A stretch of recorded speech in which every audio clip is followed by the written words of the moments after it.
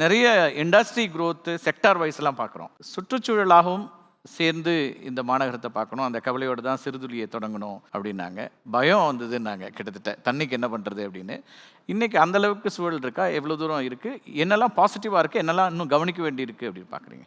ஒரு நகரம் வளர்கிற போதே சுற்றுச்சூழல் பிரச்சனைகள் வரும். ஆனால் அவங்க மேடம் வந்து பயம் வருதுன்னு சொன்னாங்க இல்லைங்களா? இந்த பயம் இப்போ இல்லை, 100 ஆண்டுகளுக்கு முன்பாகவே வந்திருக்குது. 1886 கோயம்புத்தூரில் தண்ணி பிரச்சனை வந்திருக்கு. அன்றைக்கு இருந்த நரசிம்ம நாயுடு என்கிற ஒரு நகரமன்ற தலைவர் அதை பற்றி பயந்து பேசியிருக்காரு. வறண்டு போய் கிடக்க எங்கள் ஊர் அப்படின்ட்டு பேசுனதோடு நிற்கலை. எப்படியாவது தண்ணி கொண்டு வரணும்னு முயற்சி பண்ணுறாரு.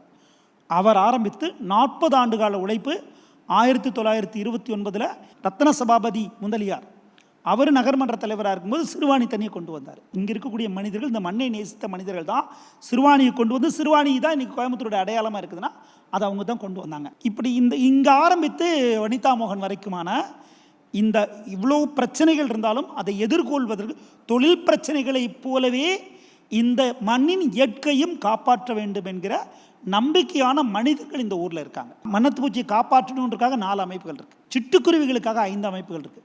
பாம்பு வந்து எல்லா ஊர்லேயும் அடிச்சிருவாங்க. எங்கள் ஊரில் உடனே ஃபோன் வரும், அதை போய் காப்பாற்றுறதுக்கு இங்கே 4-5 அமைப்புகள் இருக்குது. ஒரு பறவை அடிபட்டால் காப்பாற்றுறதுக்கு அமைப்புகள் இருக்குது.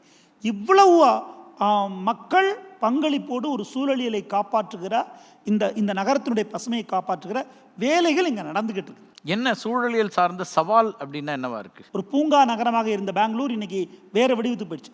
அப்படி எங்கள் ஊர் வந்துடக்கூடாதுங்கிற பயம் எங்களுக்கு இருக்குது. அதுக்கு ஒன்னொன்னே கவனமாக இருக்கணும். நொய்யல் நதிக்கரை வளர்த்தெடுத்த நகரம் தான் கோவை. ஆனால் நொய்யல் இன்னைக்கு அப்படி இல்லை.